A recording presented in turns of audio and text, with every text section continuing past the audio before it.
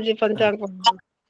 क्योंकि माता जी दंडवत प्रणाम नहीं करते, पुरुष लोग दंडवत प्रणाम करते हैं जी। पुरुष लोग जो होते हैं ना वो दंडवत प्रणाम करते हैं, महिला जितनी होती है ना स्त्री वो करती है पंचांग प्रणाम। जी अच्छा चाहे अच्छा। भगवान के सामने जाए तो भी पंचांग प्रणाम ही करती हैं, करना चाहिए, ऐसा शास्त्रों में उल्लेख है। नहीं हमें ना मंदिर में तो जाते हैं, लेकिन अब ये इस्कॉन वालों से अभी थोड़ा सा टाइम ही हुआ है ना, अभी जुड़े। नहीं अभी इस्कॉन में क्या है कि इस्कॉन में भक्ति करना सिखाते हैं, भक्ति कैसे की जाती है। और जी हाँ। अन्य मंदिरों में जो अपने वैष्णव मंदिर है वो तो भक्ति करना सिखाते नहीं है, वो तो आय प्रवचन दिए और चल दिए, पैसा लेकर हम आगे चल दिए बस। उनका उद्देश्य इस्कॉन में पैसा कमाना नहीं होता, अगर आपको कोर्स करना है तो उसके पैसे लेते हैं वो। ये जैसे कि आपको आईटीसी कोर्स करना है या अन्य कोर्स भी जो करना होता है ना तो उसके पैसा लगता है। लेकिन जो अपने यहाँ पे प्लेटफॉर्म ऐसा है जिससे फ्री का सब काम यहाँ पे। सही बात है, सही बात। नहीं अभी मन ही नहीं करता, जैसे कि बार बार दूर दूर बैठे। मन तो इतना खराब है अपना, मन तो आपको गलत कामों के लिए अच्छा प्रोत्साहन देगा, अच्छे कामों के लिए मन कभी नहीं करेगा आपको, करो। हरे कृष्णा गुरु आ गए, हरे कृष्णा प्रभु जी, हरे कृष्ण सभी भक्तों के दास का दंडवत प्रणाम। हरे कृष्णा प्रभु जी। हरे कृष्णा कृष्ण कृष्ण हरे प्रणाम गुरु जी। हरे राम राम राम हरे कृष्ण हरे पंचांग प्रणाम। हरे कृष्ण हरे कृष्ण पंचांग प्रणाम गुरु जी। हरे कृष्णा हरे कृष्णा हरे कृष्णा। पंचांग प्रणाम। हरे कृष्णा। हरे कृष्णा गुरु जी। हरे कृष्ण। ओम अज्ञानतिमिरन्धस्य ज्ञानाञ्जनशलाकया चक्षुरुन्मीलितं येन तस्मै श्री गुरुवे नमः। जय श्री कृष्ण चैतन्य प्रभु नित्यानंद श्री अद्वैत गदाधर श्रीवासादि गौर भक्त वृंद। हरे कृष्णा कृष्णा कृष्णा हरे हरे राम राम राम हरे हरे। ओके, हरे कृष्णा, सबका स्वागत है सत्र में। हरे कृष्णा जी। हरे कृष्णा। तो आज किसका टर्न था ये बताने को? जी सिंह माता जी का आई हुई है ऑलरेडी माता जी।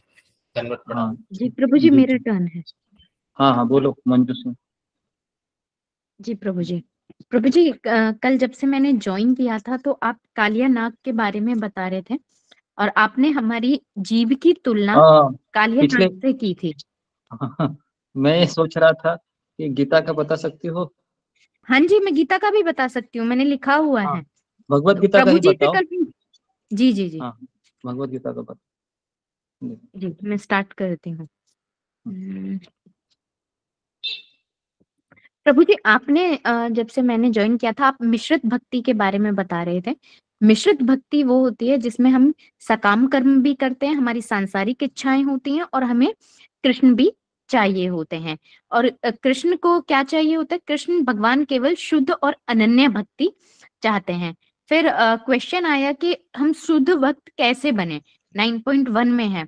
तो यहाँ पर फिर आपने बताया कि जो शुद्ध भक्त बनने की प्रक्रिया है। फिर आप कुछ एग्जाम के बारे में बताया, आपने सर्टिफिकेट के बारे में, ओरल एग्जाम के बारे में। फिर आगे बताया कि जब भगवान बताते हैं कि अर्जुन को बोलते हैं तुम मुझसे ईर्ष्या नहीं करते हो इसलिए मैं तुम्हें गूढ़ ज्ञान बतलाऊंगा। फिर ईर्ष्या जो होती है, आपने ईर्ष्या के बारे में फिर थोड़ा सा डिटेल में बताया कि ईर्ष्या जो है प्रेम संबंध में बाधा डालती है। जब हमारे हृदय में किसी के प्रति ईर्ष्या भावना आ जाती है तो हम उस व्यक्ति में दोष ढूंढने लगते हैं। और ईर्ष्या जो होती है, जब ईर्ष्या आ जाती है तो प्रेम संबंधों का आदान प्रदान जो होता है वो हृदय से नहीं हो पाता। तो ईर्ष्या जब आती है तो एक व्यक्ति दोष ढूंढने लगता है और दूसरा होता है कि प्रेम संबंधों में आदान प्रदान हृदय से नहीं होता है। दूसरा है कि जो अर्जुन है, अर्जुन भगवान से बहुत ज्यादा प्रेम करता था और शुद्ध भक्त थे। वो भगवान की अनन्य भक्त थे और भगवान से इतना प्रेम करते थे, उनके मन में भगवान को लेकर के बिल्कुल भी श्रद्धा नहीं थी और उनके इसी प्रेम के कारण भगवान उनके सारथी बनने के लिए तैयार हुए थे। अर्जुन के जो प्रेम था उसने भगवान कृष्ण को जीत लिया था।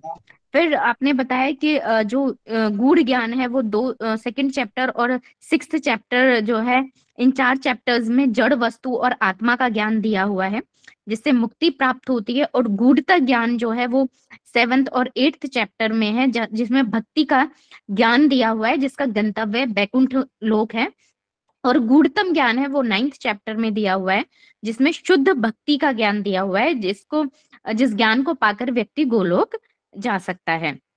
फिर आपने बताया कि मेरे श्रवण और कीर्तन से क्या होगा, श्रवण और कीर्तन से शुद्ध भक्ति का ज्ञान प्राप्त होगा और सारे कलेशों से मुक्ति हो जाएगी।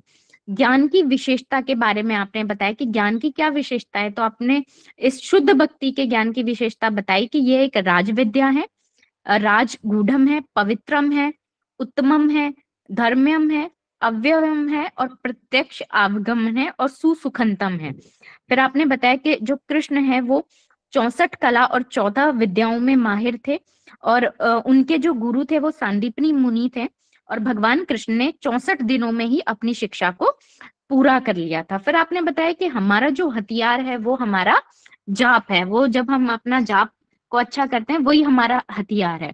फिर आगे एक प्रश्न आता है कि सब क्यों भगवान को स्वीकार नहीं करते हैं, तो भगवान कहते हैं कि क्योंकि उनकी श्रद्धा मुझ में नहीं है।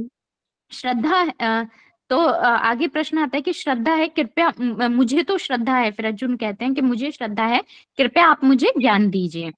तो भगवान फिर कहते हैं कि तुम मेरी शक्तियों और मेरे ऐश्वर्य के बारे में सुनो। फिर आपने श्रद्धा के बारे में विश्लेषण किया कि श्रद्धा जो होती है वो श्रवण से आती है। फिर आपने इसमें एग्जाम्पल दिया नाई का, कि जब हम अपने बाल कटवाने जाते हैं तो हमें नाई पर श्रद्धा होती है कि वो हमारी गला नहीं काटेगा, वो हमारे बाल ही काटेगा। इसी तरह से आपने सरकारी बस का एग्जाम्पल दिया कि हमें ड्राइवर पर भरोसा होता है, हम उससे लाइसेंस नहीं मांगते, हम उससे ये नहीं पूछते कि भाई तुम हमें हमारे गंतव्य पे पहुंचा दोगे कि नहीं, बस हम बस में बैठ जाते हैं और ड्राइवर हमें हमारे गंतव्य पर पहुंचा देता है। जो श्रद्धा होती है, श्रद्धा का एक विश्वास, एक जो अर्थ है वो आपने दृढ़ विश्वास बताया। और आपने बताया कि श्रद्धा में अगर हमारे पास सुसंग है यानी कि अच्छा संग है तो हमारी श्रद्धा बढ़ती है और हमारा विश्वास अटूट हो जाता है। लेकिन अगर हमारी जो संग है वो एक कुसंग है तो हमारी श्रद्धा घटती है, हमारा विश्वास घट जाता है। फिर आपने बताया कि श्रद्धालु को ज्ञान और श्रद्धा का जो बीज होता है वो गुरु वाणी से आता है। जब वो अपने गुरु के प्रवचन सुनता है तो उससे उसकी श्रद्धालु को ज्ञान प्राप्त होता है। भौतिक विज्ञान के मंदिर में प्रवेश द्वार पर लिखा है कि हमें श्रद्धा होनी चाहिए। फिर आपने बताया कि चाहे आध्यात्मिक जगत हो चाहे भौतिक जगत हो, व्यक्ति को हमेशा श्रद्धा रखनी ही होती है। जीवन के हर कदम पर श्रद्धा और विश्वास चाहिए, क्योंकि श्रद्धा के बिना जीवन आगे नहीं बढ़ता है और जीवन की शुरुआत श्रद्धा से होती है। जब हम पैदा होते हैं तो हमें अपने माँ के दूध में श्रद्धा होती है कि जो हमारा माँ का दूध है वो हमारा पोषण करेगा, हमें मारेगा नहीं। अब आगे फिर आप बताते हैं कि भगवान कहते हैं मैं सब जगह हूँ, सभी प्राणी मुझ में हैं, लेकिन मैं उनमें नहीं हूँ। फिर आगे आपने बताया कि जो कृष्ण है, कृष्ण की शक्ति है, एक जगत है, जगत की जो शक्ति है वो दुर्गा देवी है, माया देवी, जो त्रिगुण तापों से इस पूरी सृष्टि को चलाती हैं। भौतिक प्रकृति मेरी शक्तियों में से एक है और मेरी अध्यक्षता में कार्य करती हैं, जिससे सारे चर अचर प्राणी उत्पन्न होते हैं।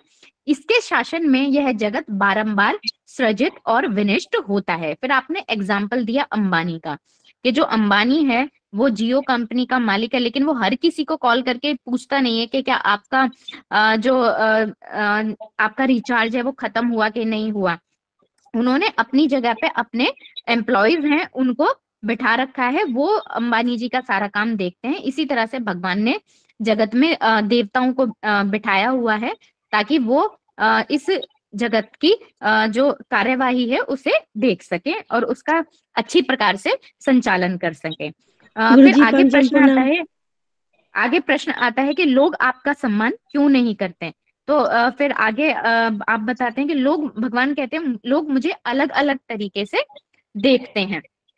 फिर ताप के बारे में फिर एक बात आई कि ताप 3 प्रकार के होते हैं, आदि, दैविक, भौतिक और आध्यात्मिक। जैसे गांधारी थी, गांधारी ने भगवान को श्राप दिया था और भगवान से भक्ति का हिसाब मांगा था। ये कहा था कि मैंने इतनी भक्ति की फिर भी मेरे पुत्र मारे गए। तो हमें भगवान से अपनी भक्ति का हिसाब नहीं लेना है। गुरु सत्संग का आश्रय जो होता है भक्ति मार्ग के लिए बहुत ज्यादा आवश्यक होता है। अगर हमारे पास गुरु नहीं है और सत्संग का आश्रय नहीं है तो हम भक्ति मार्ग में ज्यादा दूर तक नहीं जा पाएंगे। फिर आपने बताया कि जो लोग होते हैं जैसे मूर्ख होते हैं, मूर्ख भगवान को साधारण मनुष्य समझते हैं, और महात्मा जो होते हैं वो भक्ति के साथ भगवान की पूजा करते हैं। फिर आपने 3 प्रकार के ज्ञानी बताए, अद्वैत जो होते हैं जो भगवान की निराकार रूप में पूजा करते हैं, अहम ब्रह्मास्मि वाले, और एक दूसरे होते हैं हरे विविध कृष्णा रूप सभी में माता जी विविध को पंचांग प्रणाम। हरे कृष्णा देवता सभी भक्तों देवी को। देवताओं के रूप में भगवान की पूजा करते हैं, और तीसरे होते हैं जो विश्व रूप की पूजा करते हैं, जो सूर्य और चंद्रमा को भगवान की आंखें मानकर पूजा करते हैं। फिर आगे भगवान कहते हैं कि मैं सब कुछ हूँ, मैं सब कारणों का कारण हूँ, परम आश्रय हूँ और हर जगह मैं व्याप्त हूँ। जो जान लेता है कि भगवान सभी कारणों के कारण है, वह व्यक्ति शुद्ध भक्ति में लग जाता है। वह कृष्ण भगवान का श्रवण करता है और उसमें गूढ़ श्रद्धा उत्पन्न होती है और उसकी भक्ति दृढ़ हो जाती है। जब हम कुश्रवण करते हैं, तो यहाँ आपने मंत्रा का एग्जाम्पल दिया था कि जो कुश्रवण होता है वो हमारे अस्तित्व को ही नष्ट कर देता है। जैसे आपने मंत्रा का एग्जाम्पल दिया था कि जो केकई हैं वो राम से बहुत ज्यादा प्यार करती थी, लेकिन जब मंत्रा ने उनको बहुत ज्यादा गलत राम के विषय में बोला और उनके कान भर दिए, तो उन्होंने राम को 14 वर्ष का वनवास जो है वो दिलवा दिया था। तो इससे जो कैकई का एक अपना स्वरूप और अस्तित्व था, उनका जो व्यवहार था, वो सब कुछ नष्ट हो गया उनके इस कर्म से। अनन्य भक्ति के बारे में फिर आपने बताया कि जो अनन्य भक्त होता है, भगवान उनकी सब प्रकार से रक्षा करते हैं, जो उनके पास है उसकी रक्षा करते हैं, और जो उनके पास नहीं है वो सब कुछ भगवान दे देते हैं। फिर आपने 4 रास्तों के बारे में बताया जिनके अलग गंतव्य है। जैसे जो देव हैं, जो देवों की पूजा करते हैं तो वो देवलोक को जाते हैं, जो पितरों की पूजा करते हैं वो पितृलोक को जाते हैं, जो भूतों की पूजा करते हैं वो भूतलोक जाते हैं, और मध्याजी यानी कि जो भगवान की सेवा करते हैं वो कृष्ण लोक को जाते हैं। फिर आगे प्रश्न आता है कि आपकी पूजा कैसे कर सकता है। तो भगवान कहते हैं जो मेरी जो भक्ति है वो पत्रम पुष्पम फलम तोयम, यानी कि पत्ते से, फूल से, फल से और जल से आप सिर्फ जो है मेरी पूजा कर सकते हैं। मुझे कोई बहुत ज्यादा भारी भरकम आडंबर नहीं चाहिए, आप तो बस श्रद्धा से मुझे एक पत्ता और एक फूल या फल भी अर्पित करेंगे या प्रेम से पानी भी दे देंगे तो मैं खुश हो जाऊंगा, ऐसा भगवान ने कहा है। आगे फिर प्रश्न आता है कि प्रेम ना हो तो क्या करें। तो भगवान कहते हैं कि अपने जो कर्म है, जो सब कुछ तुम करते हो वो मुझे अर्पित कर दो, उससे तुम बंधन मुक्त रहोगे। आगे प्रश्न आता है गलती करता है तो मतलब अगर कोई व्यक्ति गलती करता है, कोई भक्त गलती करता है तो फिर क्या होता है। तो भगवान कहते हैं कि मैं गलती को क्षमा कर देता हूँ, सुधार करता हूँ, और कोई अयोग्य व्यक्ति भी मुझे प्राप्त कर सकता है।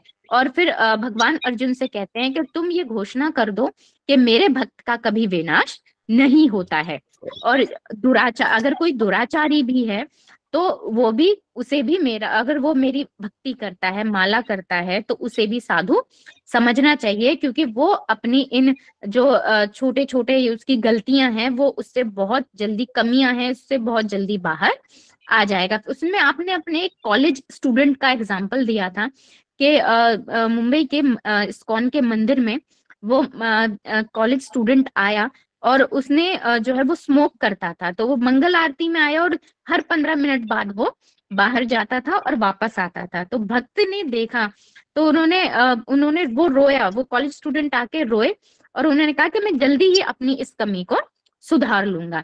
तो अनर्थों से जो लड़ाई होती है, जो है इस अनर्थों से लड़ाई करने का बल हमें मिलता है और हम धीरे धीरे इन सब चीजों से बाहर आ जाते हैं। फिर आपने बताया कि शूद्र, स्त्री और वैश्य जो होते हैं ये सब भगवान को प्राप्त कर सकते हैं। ये निम्न जो श्रेणी है उसमें शूद्र, स्त्री और वैश्य आते हैं, लेकिन ये सब भी भगवान को प्राप्त कर सकते हैं। और फिर आपने बताया कि शुद्ध भक्ति के बारे में भगवान बताते हैं, जो है अंतिम श्लोक में बताते हैं कि मेरे भक्त बनो, मेरा चिंतन करो, मेरी पूजा करो और मुझे नमस्कार करो। और भगवान को विनम्रता प्रिय है, इसलिए वैष्णव और सत्संग में हमें दोष नहीं देखना चाहिए। हमें दोष केवल स्वयं यानी कि अपने आप में देखना चाहिए। अनर्थ जो है वो हमारे अंदर है। हमें सब वैष्णवों में हमें गुण देखने चाहिए और उनके साथ विनम्र रहना चाहिए और उनको प्रणाम करना चाहिए। हरे कृष्ण प्रभु जी। मैंने इतना ही लिखा था। आपके चरणों में प्रणाम। कोई गलती हो गई तो मुझे क्षमा कर दीजिएगा। हरि बोल हरि बोल हरि बोल हरि बहुत सुंदर बताया। बहुत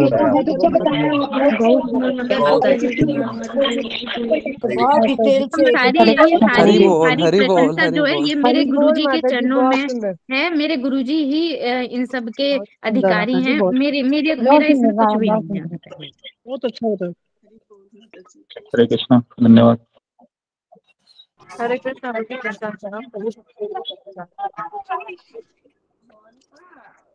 कृष्ण गुरु जी पंचांग। कृष्ण गुरुजी पंचांग प्रणाम। सभी भक्तों को पंचांग प्रणाम। हरे कृष्ण गुरुजी पंचांग प्रणाम। हरे कृष्ण गुरुजी, आप सभी को हरे कृष्णा। हरे कृष्णा गुरुजी पंचांग प्रणाम। हरे कृष्ण बहुत सुंदर। पंचांग प्रणाम। धन्यवाद आपको। हरे कृष्णा गुरुजी पंचांग प्रणाम। हरे कृष्णा सभी भक्तों को पंचांग प्रणाम। हरे कृष्ण गुरु जी पंचांग प्रणाम। कृष्ण प्रभु जी पंचांग प्रणाम। हरे कृष्ण। हरे कृष्ण गुरुजी पंचांग प्रणाम। सभी भक्तों हरे को हरे कृष्ण कृष्ण का पंचांग प्रणाम। ओके, हरे कृष्णा, सबका स्वागत है सत्र में। तो बहुत अच्छा बताया मंजू सिंह माता जी ने। तो अभी हम आगे बढ़ते हैं। गुरुजी तो दंडवत हाँ, प्रणाम गुरुजी। announcement। एक गुरुजी जो भागवतम के लिए आपने बोला था एक हाँ, अनाउंसमेंट कर दो। जी जी। ठीक है। दंडवत प्रणाम सभी भक्तों को, दंडवत प्रणाम। जो भक्त मॉर्निंग सत्र में नहीं ज्वाइन कर पाते हैं किसी कारणवश, उनकी सूचना के लिए कि गुरुजी ने आज से ही भागवतम मॉर्निंग सेशन में 9 to 10 सेशन में शुरुआत किया है।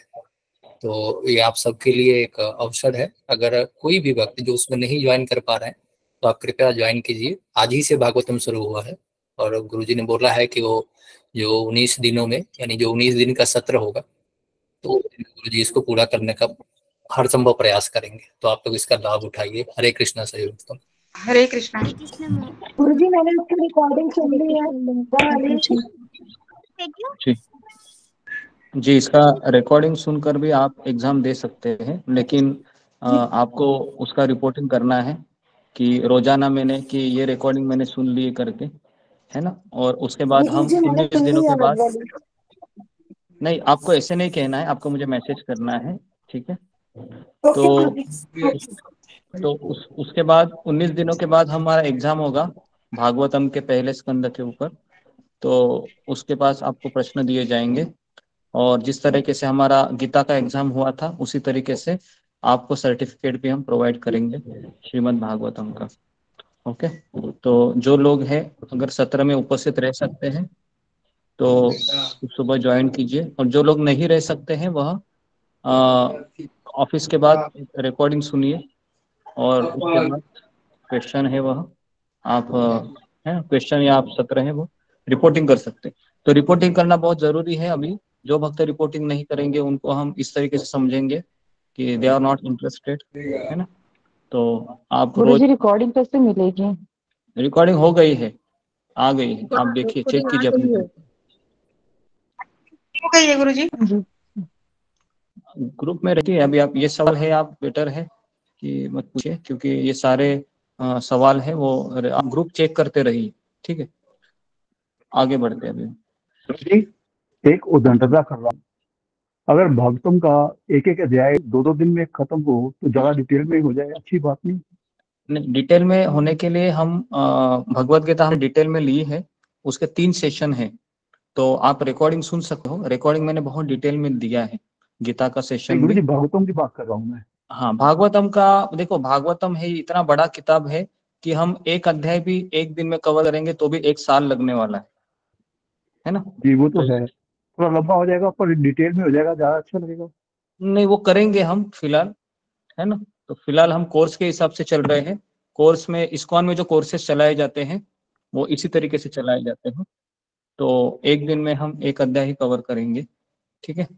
और आपका कुछ प्रश्न है तो आप मुझे वॉइस मैसेज भेज सकते हैं अगर आपको भागवतम का कोई प्रश्न है तो। ओके, तो अभी हम आगे बढ़ते हैं। तो हमने 9 अध्याय पूरे किए हैं और हमने आधा भगवत गीता कवर किया है। ओके, तो कुल मिला के 18 अध्याय है। 18 में से हमने 9 कवर किया है। देखिए, भगवत गीता ये ऐसी किताब है जो असंभव जो हमारी समस्याएं है, हमें लगता है कि कभी खत्म नहीं होने वाली है ये समस्या है ना, हमारी जो आसक्तियां छिपी रहती है, और जब वो दूर चला जाता है वस्तु या व्यक्ति, तब हमें बहुत पीड़ा होती है, और उस पीड़ा की दवाई हम रोज खोजते रहते हैं कि कहाँ वो मुझे दवाई मिलेगी, लेकिन वो दवाई केवल एक ही जगह पर अवेलेबल है, वह है भक्तों के सत्संग में, जो हरि कथा और भगवान का नाम का जो हम आश्रय लेते हैं सुबह सुबह, है ना, तो वहां पर ही ये मेडिसिन अवेलेबल है। और मैं दावे के साथ कहता हूँ, जो भक्त सुबह 4 बजे उठकर लॉगिन करके अपनी 16 मालाएं कंप्लीट करता है, उसका पूरा दिन बहुत अच्छा जाता है। कितने लोगों का ये अनुभव है कि जब आपने सुबह जपा में शिफ्टिंग किया और आप जपा करने लगे, तो आपका जीवन है वो एकदम शांतमय हुआ, या एकदम ऐसा लग रहा कि हाँ अभी मैं जी सकता हूँ। निराशा है आपको छूती नहीं है, या समस्या आने के बाद भी आप अपने ऊपर आप नियंत्रण रख के आगे चलते हैं, है ना। ऐसे कई भक्त हैं, 21-22 लोग हैं फिलहाल हमारे ग्रुप में, ज्यादा लोग हैं जो सुबह आने के बाद बहुत उनका परिवर्तन हुआ है ना। तो इसलिए हम सभी से निवेदन करते हैं कि आप 5 बजे, 4:30 बजे या 5:30 बजे भी अगर आप आओगे तो भी चलेगा, लेकिन आप सुबह उठने के पश्चात कम से कम 6-7 माला, 8 माला आप करने का कोशिश कीजिए। ओके, तो अभी हम आगे बढ़ते हैं। तो आपके सामने पीपीटी है, दिख रहा है। तो 90वें अध्याय के अंतिम श्लोक में भगवान कृष्ण ने अर्जुन को ये कहा कि देखो अर्जुन, अनन्य भक्ति का अर्थ है 4 चीजें करना है। पहला, मेरी पूजा करो। दूसरा, मुझे नमस्कार करो। तीसरा, मेरा चिंतन करो। और चौथा, मेरा भक्त बनो, है ना। ये 4 चीजें भगवान अंतिम श्लोक में कहते हैं। तो अभी अर्जुन का यहाँ पर प्रश्न है ना, कि क्या कृष्णा मुझे बता सकते हो कि मैं आपका स्मरण कैसे करूं जिससे मैं आपका चिंतन कर सकूं। तो अभी क्योंकि भगवान कह रहे थे कि तुम्हारे मन को तुम्हें स्थिर करना चाहिए अर्जुन, और मन तभी स्थिर हो सकता है जब मन में भगवान के विचार हो, है ना। तो इसके लिए हमारा मन में हमें कृष्ण के विचार आने चाहिए, है ना। आपको पता है, अगर कोई व्यक्ति है अपनी याददाश्त को खो बैठता है ना, पूरा अपना मेमोरी लॉस करता है, तो उसको कहाँ लेके दिया जाता है पता है आपको?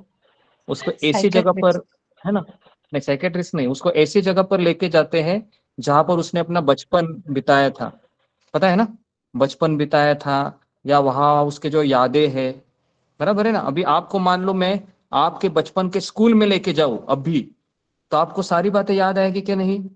मेरा मित्र था, मेरी सहेली थी, हम है ना, हम जब भी छुट्टी होती थी हम एक साथ जाते थे, सब याद आएगा आपको, बराबर है ना।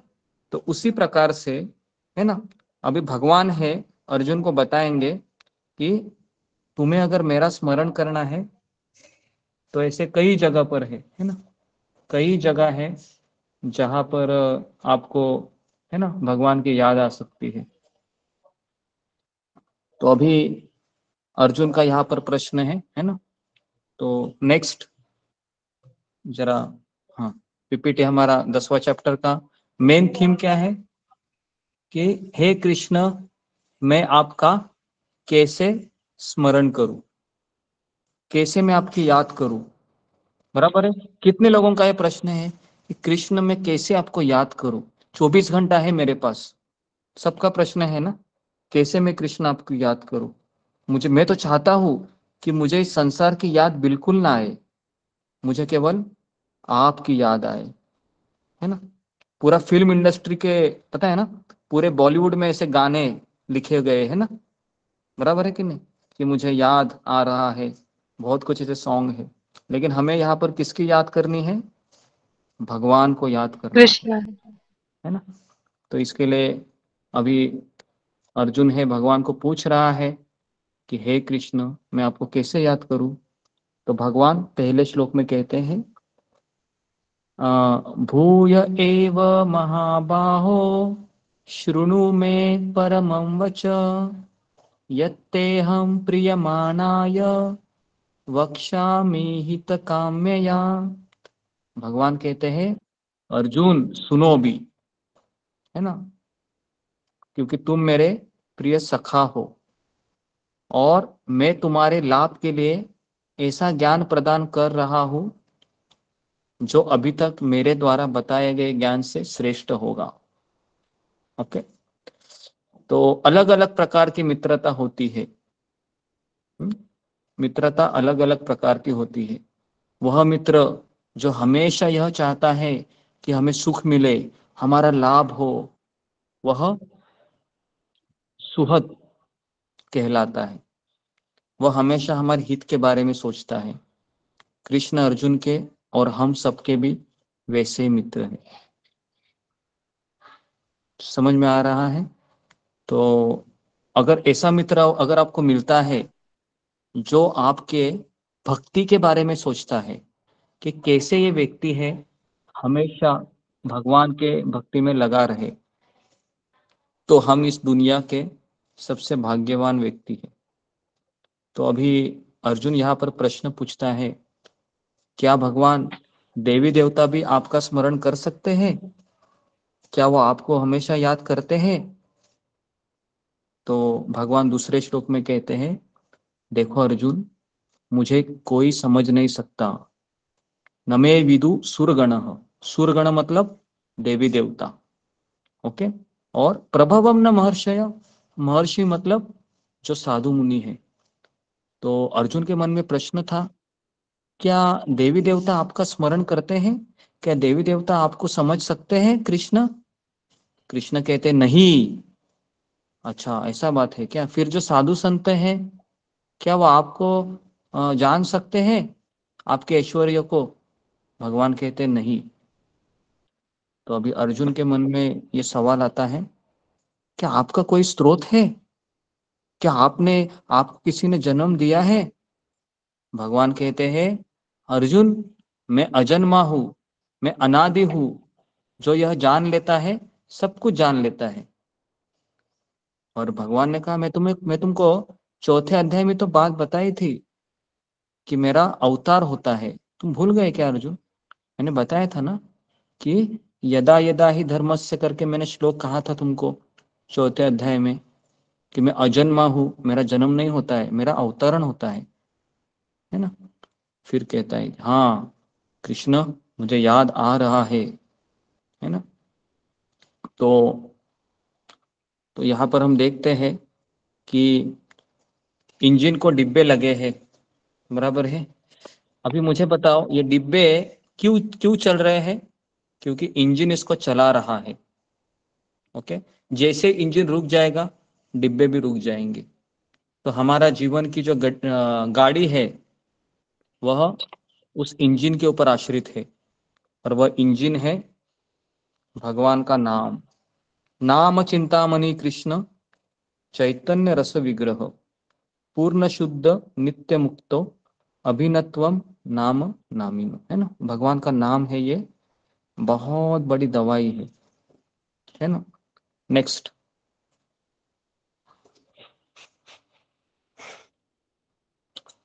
जी। तो भगवान शब्द की परिभाषा यह है कि उन्होंने सब कुछ बनाया है, लेकिन उनको किसी ने नहीं बनाया, इसलिए उनको भगवान आ रहे हैं आप। अच्छा। तो भगवान शब्द की परिभाषा ये है कि भगवान ने सब कुछ बनाया है, लेकिन भगवान को किसी ने नहीं बनाया है। तो अर्जुन का भी सवाल है, लेकिन इनमें महान गुण होते हैं जो देवी देवता है, बराबर है। तो चौथे श्लोक में भगवान कहते हैं कि बुद्धि ज्ञान संशय मोह से मुक्ति, उसके बाद जन्म मृत्यु क्षमा मन निग्रह अहिंसा तप दान यश, ये सारे गुण मेरे द्वारा उत्पन्न होते हैं। तो अर्जुन का सवाल है कि ये महान गुण है, तो ये महान गुण किसने बनाए हैं? कृष्ण कहते हैं जीवों के विभिन्न गुण ये मेरे द्वारा ही बनाए गए हैं। लेकिन जो ऋषिगण होते हैं उनमें बहुत महान गुण होते हैं। तो भगवान कहते हैं कि चतुष्कुमार, मनु, सप्तर्षि, इनमें जो गुण होते हैं ना, सप्तर्षि में 7 गुण होते हैं, चतुष्कुमार ये 4 लोग हैं, मनु 14 है। तो अर्जुन का सवाल है अभी यहाँ पर, है ना, 4-5 श्लोक में अगर आप गीता खोलोगे तो उसमें भगवान अनेक गुणों का वर्णन करते हैं। ओके, और उसके बाद भगवान कहते हैं कि सप्तर्षि गण है या महर्षि गण है या मनु है, ये सब मेरे से उत्पन्न हुए हैं, है ना। तो उसके बाद भगवान कहते हैं इन विभूतियों को तत्वतः जानने वाला हमेशा मुझसे जुड़ा रहता है। विभूति का अर्थ है भगवान की शक्ति। जिस तरीके से आपको याद होगा जब आप स्कूल से जब जल्दी लौट के आते थे तो कभी कभी आपको आपके पिताजी की जूते हैं वो घर के बाहर ही देखते हैं।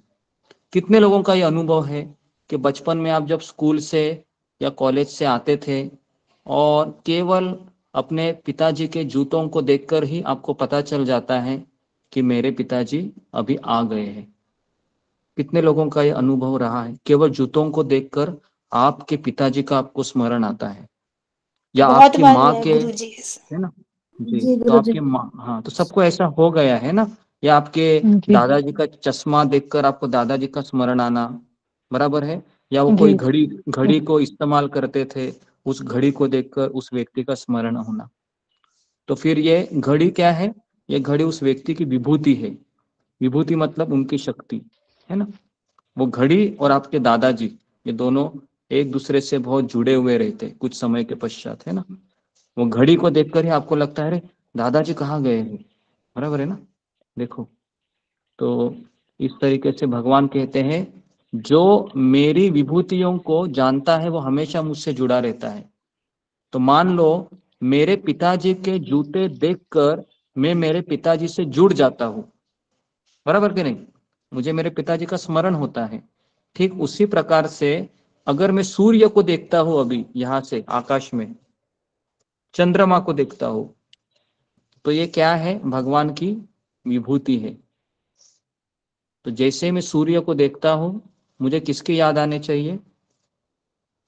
कृष्ण की याद आनी चाहिए, है ना, बराबर है। तो इसलिए जब किसी का कोई व्यक्ति हमसे चला जाता है ना दूर, तो सबसे पहले ये काम करना चाहिए, उससे जो जुड़ी यादें हैं उसको निकालना चाहिए घर से। नहीं तो क्या होगा पता है, वो हमेशा व्यक्ति याद आता रहता है। कई लोगों का ऐसा अनुभव है कि अगर कोई दुखद घटना हो जाती है तो हम उस जगह को बदलते हैं। कितने लोगों का ऐसा सोचा है आपने कि उसी घर को फिर हम लोग बहुत बदलते हैं, दूसरे जगह चले जाते हैं क्योंकि बहुत याद आते हैं, बहुत दुख लगता है फिर उसी घर में, क्योंकि वो घर में दिखता है व्यक्ति वो, है ना, ऐसा होता है ऐसे, है ना। तो इसलिए विभूतियां है, ये विभूति हमको भगवान का स्मरण कराती है।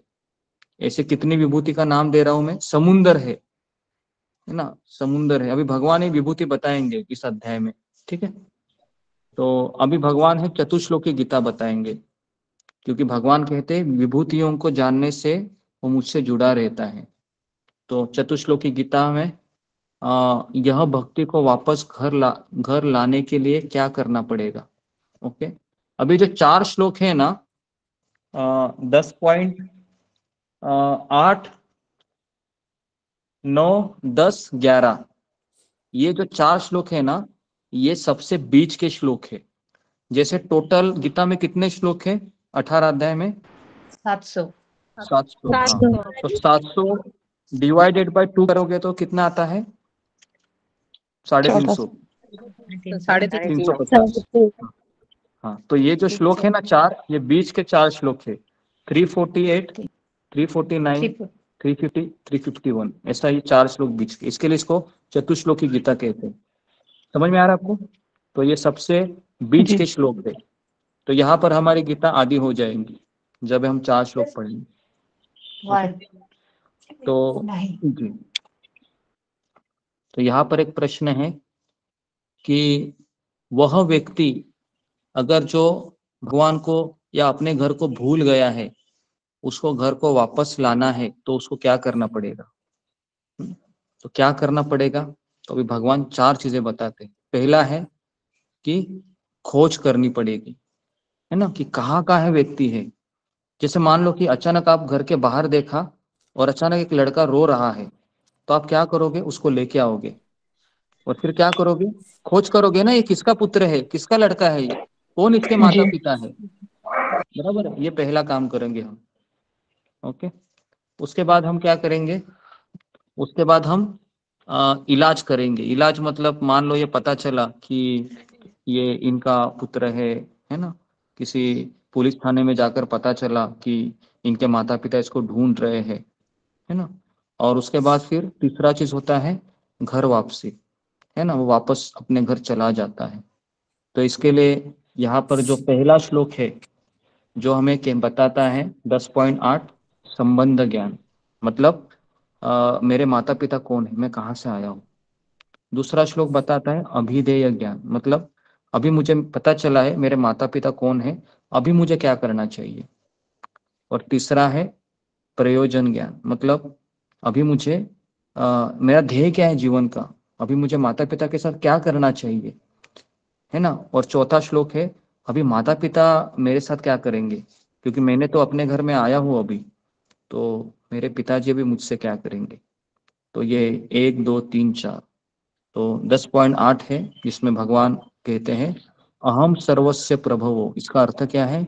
हे अर्जुन, मैं ही इस भौतिक सृष्टि का जिसमें तुम रह रहे हो, और आध्यात्मिक सृष्टि जिसमें वैकुंठ लोक है, अनंत अनंत वैकुंठ लोक, इसका मैं कौन हूँ? रचयिता हूँ, मतलब मैं ही तुम्हारा पिताजी हूँ, है ना, मैं ही तुम्हारा माता हूँ। त्वमेव माता च पिता त्वमेव, त्वमेव बंधु च सखा त्वमेव, है ना, बराबर है ना। कितने सारे रिश्ते हम ढूंढते रहते हैं, है ना, इस संसार में, लेकिन एक भी रिश्ता हमको पसंद आता है क्या? एक भी रिश्ता जमता नहीं है। तो इसके लिए भगवान कहते हैं सारे रिश्ते मुझ में देखो, है ना। तो ये 10.8। इसके बाद फिर अभी मुझे पता चला मेरे पिताजी कौन है, मेरे भाई कौन है, मेरी माँ कौन है। उसके बाद हम क्या करेंगे? उसके बाद भक्त क्या करता है? फिर भक्त फिर ऐसे भक्तों की संगति करता है जो उसी के जैसे अपने माँ बाप की सेवा में लगे हैं। फिर वो 2 भक्त जब मिलते हैं तो एक ही काम करते हैं। क्या करते हैं? मच्चिता मदगत प्राण बोधयंत परस्परम कथयंतश्च माम नित्य तुष्यंति च रमन्ति च। इस श्लोक को आप अंडरलाइन कीजिए। ये 4 श्लोक है ना, ये सबको याद करने कंपलसरी। 10.8, 10.9, 10.10, 10.11, है ना। तो ये 8वां श्लोक कौन सा है? अहम सर्वस्य प्रभवो मत्त सर्व प्रवर्तते इति मत्वा भजन्ते माम बुधा भाव समन्विता, ये 10.8 है। 10.9 कौन सा है? मच्चिता मदगत प्राण बोधयंत परस्परम कथयंतश्च माम नित्य तुष्यन्ति च रमन्ति च। इसका अर्थ है कि 2 भक्त जब मिलते हैं एक साथ तो वो क्या करते हैं? अपने माता पिता के बारे में डिस्कशन करते हैं। समझ में आ रहा है? तो मेरे माता पिता कौन है? मेरी माँ है राधा रानी और मेरे पिता कौन है? कृष्ण। तो इनकी चर्चा चलती रहती है ना। 2 भक्त मिलते हैं तो यही होना चाहिए। अगर 2 भक्त मिलते हैं और अगर वो तीसरे की चर्चा होते हैं तो उससे क्या होता है? अपराध होता है ना, अपराध को जन्म देती है वो। मुझे बताओ, अगर 2 भाई मिलेंगे साथ साथ और तीसरे भाई की चर्चा करेंगे तो क्या माता पिता को अच्छा लगेगा? बताओ, कि तीसरे का वो क्या दोष निकाल रहे हैं तीसरे का। लेकिन अगर 2 भाई है ना, और क्या कर रहे हैं? तीसरे भाई की बहुत तारीफ कर रहे हैं, तो माता पिता खुश होंगे या बुरा लगेगा? खुश होंगे जी। तो इसके लिए ये 10.9 में भक्त है चर्चा करते हैं, है ना। अपने भक्ति की, भगवान की। उसके बाद फिर इतना होने के बाद भगवान कहते हैं कि 10.10 तेषां सतत युक्तानां भजतां प्रीतिपूर्वकम। है ना, भगवान कहते हैं कि ऐसे भक्त मेरी भजन में लगे रहते हैं। फिर मैं क्या करता हूं उनके लिए? तो भगवान कहते हैं ददामि बुद्धि योगम तम ये न माम उपयांति ते। भगवान कहते हैं मैं उनको बुद्धि देता हूं। बुद्धि मतलब क्या? ज्ञान देता हूं, है ना, बराबर है। और उसके बाद भगवान कहते हैं 11वां श्लोक, हाँ, कि अगर कोई व्यक्ति सततम मेरी भक्ति में लगा है ना, रोज मंगल आरती करता है, रोज जपा करता है, रोज कथा सुनता है, फिर भगवान खुद क्या करते हैं? तेषाम एव अनुकंपार्थम। इधर एक शब्द आता है अनुकंपा। अनुकंपा शब्द का अर्थ क्या है? कृपा। अनुकंपा का शब्द का अर्थ है विशेष कृपा। दया, दया विशेष कृपा। दया, दया, अनुकंपा, है ना। कृपा गुरुजी। शांत बैठे। गुरुजी शिवाजी चले गए। अनुकंपा, अनुकंपा म्हणजे मतलब दया, दया, करुणा, है ना, दया, करुणा, है ना, अनुकंपा। तो भगवान कहते हैं कि ऐसे व्यक्ति के ऊपर मैं सबसे बड़ी दया करता हूँ, और उसको भगवत धाम जाने के लिए मैं फिर किसको भेजते हैं भगवान? गुरु को भेजते हैं, है ना। तेषाम एवं अनुकंपार्थम अहम अज्ञान जमतम, है ना। अगर आप उस श्लोक का अनुवाद पढ़ेंगे 10.11 का, तो उसमें भगवान कहते हैं कि मैं खुद नाशयाम आत्मभावस्तो ज्ञान दीपेन भास्वत। भगवान कहते हैं कि मैं उस जीवात्मा के हृदय में जो अंधकार है ना, अंधकार है, उसको नाश करता हूँ। समझ में आ रहा है? लेकिन अज्ञान नाश करने वाले के लिए भगवान किसको भेजते हैं? तो भगवान फिर गुरु को भेजते हैं, बराबर है। अज्ञान को दूर करने के लिए भगवान गुरु को भेजते हैं, और फिर वो अज्ञान दूर हो जाता है। इतना सब सुनने के बाद अभी अर्जुन कह रहा है कि परम ब्रह्म परम धामम पवित्रम परमम भवान पुरुषम शाश्वतम दिव्यम आदि देवम अजम विभुम। भगवान अर्जुन कहता है कि आपने मुझे चतुश्लोकी गीता सुनाई। अब ये सुनने के बाद मुझे ऐसा लगता है कि आप ही परम भगवान हो, आप ही परम धाम हो, आप ही परम सत्य हो, आप ही आदि पुरुष हो, आप ही अजन्मा हो, आप ही महानतम हो। कृष्ण इतना सब सुनने के बाद अर्जुन को कहता है कि क्या तुम सच में ऐसा स्वीकार करते हो? अर्जुन कहता है कृष्ण मैं ही नहीं, महान ऋषिगण, नारद मुनि, असित, देवल, व्यास, ये ऋषिगण भी वही कहते हैं, और आप भी मुझे वही कह रहे हैं अभी। तो इतना सब सुनने के बाद कृष्ण कहते हैं क्या तुम सब कुछ स्वीकार करते हो 100%? तो अर्जुन कहता है 100%, सब कुछ मैं स्वीकार कर रहा हूँ, मुझे इसमें थोड़ा भी संदेह नहीं है। कृष्ण, इसमें शिक्षा क्या भी मिलती है? इसमें शिक्षा मिलती है आध्यात्मिक जीवन ये विज्ञान है या वैज्ञानिक है, और इसमें प्रगति करने के लिए हमें इस विज्ञान के लिए सभी फॉर्मूले अच्छे से समझने होंगे और उनका पालन करना होगा, है ना। पालन भी करना है, उसके बाद फिर आपको सफलता मिलेगी, है ना। तो अभी यहाँ पर काफी लोग कहते हैं कि क्या भगवान है क्या इस संसार में, क्या भगवान का अस्तित्व है क्या? तो कॉमन सेंस से यस, और कुछ लोग कहते हैं नहीं, भगवान नहीं है। तो फिर ये दुनिया कौन चलाते हैं? तो पता है लोग क्या कहते हैं, दुनिया कौन चलाते हैं? तो दुनिया एक शक्ति चलाती है, इस तरीके से लोग कहते हैं, बराबर है। लेकिन उनको अगर आप पूछेंगे ये शक्ति कहाँ से आती है, तो कहेंगे ये शक्ति निसर्ग से आती है, नेचर से आती है। लेकिन हमारा ये तर्क होता है अगर शक्ति है तो उसके पीछे शक्तिमान भी रहेगा, बराबर है। बिना शक्तिमान के शक्ति काम करती है क्या? नहीं करती है। तो वो शक्तिमान कौन है? वो कृष्ण है ना। तो हम इस तरीके से उनको जवाब देते हैं। Okay, next. जी नेक्स्ट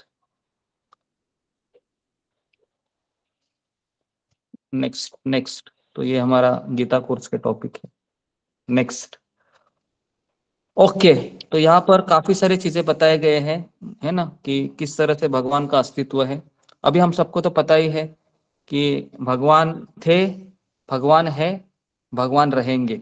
तो हमें इसके लिए उसके अंदर प्रवेश नहीं कर रहे हैं हम। तो भगवान पहले भी थे, भगवान हमेशा रहेंगे, है ना। हमारा अस्तित्व है वह, जैसा भी मैं पुरुष हूँ, मैं स्त्री हूँ, ये हमारा अस्तित्व एक समय में चला जाएगा, बराबर है ना। कुछ समय के बाद हम माँ रहेगी क्या? किसी की माँ, किसी की बेटी, किसी की बहू, ये सब चले जाएंगे समय के प्रभाव से, है ना। लेकिन भगवान का अस्तित्व हमेशा बना रहेगा। तो इसके लिए इस संसार में वही व्यक्ति भाग्यवान है जिसे क्षणभंगुर जीवन का और जो शाश्वत वस्तु है उसका पता चला है। नहीं तो कई लोग है ना, क्षणभंगुर चीजों में ही अपना समय बर्बाद करते हैं। आपने किसी बूढ़े व्यक्ति को देखा है जो रिटायरमेंट होने के बाद पता है क्या करता है? वो टी शर्ट पहनता है और ट्राउजर पहनता है और सुबह 5 बजे वो जॉगिंग करने जाता है। देखा है आपने ऐसे? आपके घर में ही रहेंगे शायद कुछ लोग, है ना। जी जी ओके जी गुरु। तो जी, तो इस तरीके से ये काम करता है ना।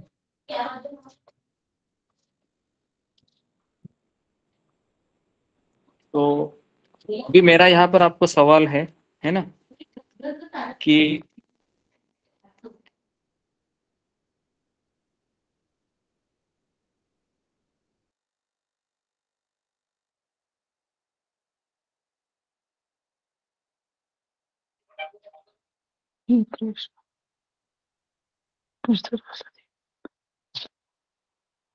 गुरुजी आप म्यूट हो गए हैं। गुरुजी आपकी आवाज नहीं आ रही। जी ओके, हरे कृष्ण जी। तो मैं ये बता रहा था कि जैसे यहाँ पर अभी भगवान ने अपने बारे में बताया, 4 चीजें बताई कि मैं इस संसार का निर्माता हूँ। जो इसको जानता है वह मेरी भक्ति में मेरे बारे में चर्चा करता है। और तीसरा भगवान कहते हैं कि वो सततम, वो हमेशा मेरी भक्ति में लगा रहता है। और उसके बाद भगवान कहते हैं कि वह व्यक्ति है, उसके हृदय का अंधकार का मैं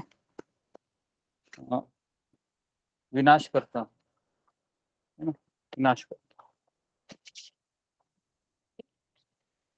तो इतना सब बताने के पश्चात चौथा क्या करते हैं? भगवान ही उसका विनाश करते हैं, मतलब उसके हृदय में जो अंधकार छिपा हुआ है उसका। तो अभी अर्जुन ने कहा कि मैं तो आपका स्वीकार करता हूँ और हम भी स्वीकार करते हैं कि कृष्ण ही भगवान है ना, उसके पीछे कुछ है नहीं। क्योंकि आज ही हमने भागवतम पढ़ा, उसमें सारी चीजें बताते हैं कि परम पुरुष भगवान है ना।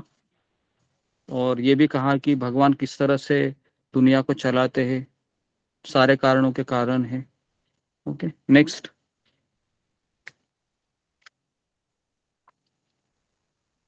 ओके तो यहाँ पर आप देखिए 17वें श्लोक में अर्जुन वापस कह रहा है कि कह रहा है कि सभी हे कृष्ण, हे परम योगी, मैं किस तरह से आपका निरंतर चिंतन करूं, आपको कैसे जानूं, किन किन रूपों में आपका स्मरण करूं। तो भगवान कहते हैं कि मैंने पहले ही कहा है कि सभी चीजें मेरा ही विस्तार है, सभी चीजें अर्जुन। तो अर्जुन पूछता है, लेकिन फिर से मैं विस्तार पूर्वक सुनना चाहता हूँ, मैं मुझे बहुत इंटरेस्ट आ रहा है आपको ये जानने के लिए, आप सभी जगह पर है। तो भगवान कहते ठीक है मैं बताता हूँ, लेकिन केवल वे जो प्रमुख है ना, वही मैं तुमको बताऊंगा, क्योंकि मेरा ऐश्वर्य असीम है, अनंत है। तो इसके लिए फिर श्लोक भी बढ़ जाएंगे ना, हमको 700 श्लोक में खत्म करना है। भगवान कह रहे हैं 700 श्लोक में खत्म करना है, ज्यादा नहीं बताऊंगा, थोड़ा सा ही बताऊंगा, ये मैं मेरा मन का डाल रहा हूँ। ठीक है, ऐसा कुछ बताते रहिए। उसके बाद अभी शिक्षा क्या है, अर्जुन के प्रश्न बदल रहे हैं। क्यों से अभी कौन से प्रश्न हो रहे हैं, कैसे, है ना। पहले अर्जुन क्या पूछ रहा था, क्यों भगवान, मैं ऐसा ही क्यों करूं, कर्मयोग ही क्यों श्रेष्ठ है। तो अभी अर्जुन क्या बोल रहा है, कैसे करूं मैं। तो आध्यात्मिक जीवन में प्रगति करता हुआ व्यक्ति जब भगवान और गुरु के आदेशों को प्राप्त करता है, तो वह क्यों किया जाए इसके जगह क्या पूछता है, कैसे किया जाए। हाँ, ऐसा है, समझ में आ रहा है। पहले हम क्या पूछते हैं, ये करना जरूरी है क्या, ना, क्यों करना चाहिए, रोज सुबह क्यों उठना चाहिए, है ना, हमारा ऐसा प्रश्न रहता है, क्यों सुबह उठना चाहिए रोज। बाद में हम क्या बोलते हैं कि कैसे 4 बजे उठ सकते हैं, बराबर है, कैसे उठ सकते हैं 4 बजे। तो ऐसा प्रश्न हो जाता है। तो इसके लिए समझने का फिर कि मैंने अभी आश्रय ले लिया है ना, आश्रय ले लिया है। तो अभी इतना सब सुनने के बाद, हे अर्जुन, सबसे पहले मैं तुमको बता रहा हूं, मैं सारे जीवों के हृदय में परमात्मा हूं, मैं ही समस्त जीवों का आदि हूं, मध्य हूं और अंत भी हूं। उसके बाद भगवान कहते हैं कि सबसे पहले मैं तुमको पुरुष अवतार के बारे में बताता हूं। पुरुष अवतार मतलब, जैसे यहाँ पर 3 विष्णु है। पहला कारणोदक्षाई विष्णु मतलब महाविष्णु, दूसरा गर्भोदक्षाई विष्णु और तीसरा क्षीरोदक्षाई विष्णु। तो अभी मुझे बताइए, हमारे हृदय में 3 में से कौन से विष्णु है अभी, 3 में से कौन से विष्णु रहते हैं। ओके, क्षीरोदक्षाई विष्णु रहते हैं, ओके ठीक है। तो अभी मुझे बताइए, पूरे ब्रह्मांड का परमात्मा कौन है, पूरे ब्रह्मांड का, नहीं, पूरे ब्रह्मांड का परमात्मा है गर्भोदक्षाई विष्णु। हाँ, और कारणोदक्षाई विष्णु है, ये किसके लिए परमात्मा है, ये पूरे जो अनंत कोटि ब्रह्मांड निकलते हैं उसके लिए ये परमात्मा है। तो इतना सब सुनने के बाद अभी भगवान भूति बताएंगे। भगवान कहते हैं, आदित्यों में मैं विष्णु हूँ। कितने आदित्य है, 12 आदित्य, 12 आदित्य है, उनमें से भगवान कहते हैं मैं विष्णु हूँ। अभी उसके बाद यहाँ पर लिस्ट लिखी है, देखो। भगवान कहते हैं, मैं वेदों में सामवेद हूँ, जलाशयों में समुंदर हूँ, रुद्रों में शिव हूँ, मछलियों में कौन हूँ मैं, मगर। पता है आपको, मगर का एक स्पेशलिटी है, उसके मुंह में अगर कुछ आ गया तो वो छोड़ता नहीं है, पता है ना। मगरमच्छ के मुंह में अगर कोई आ गया तो वो छोड़ता नहीं है। तो मगर में जो शक्ति है वो कहाँ से आई है, कृष्ण से आई है। समझ में आ रहा है। समुंदर का जो विशालता है वो कहाँ से आई है, कृष्ण से आई है। ओके, उसके बाद जी, वाणी में ओमकार है ना, ओमकार कहते भगवान कहते मैं हूँ। देवर्षियों में नारद। अभी आप बोलोगे कि कृष्ण नारद मुनि है, ऐसा नहीं है, यहाँ पर विभूति का वर्णन हो रहा है। मतलब नारद मुनि में जो शक्ति है भगवान का निरंतर स्मरण करने की, वो कहाँ से आ रही है, कृष्ण से जी। समझ में आ रहा है आपको। गजराजों में ऐरावत। ऐरावत किसका हाथी है,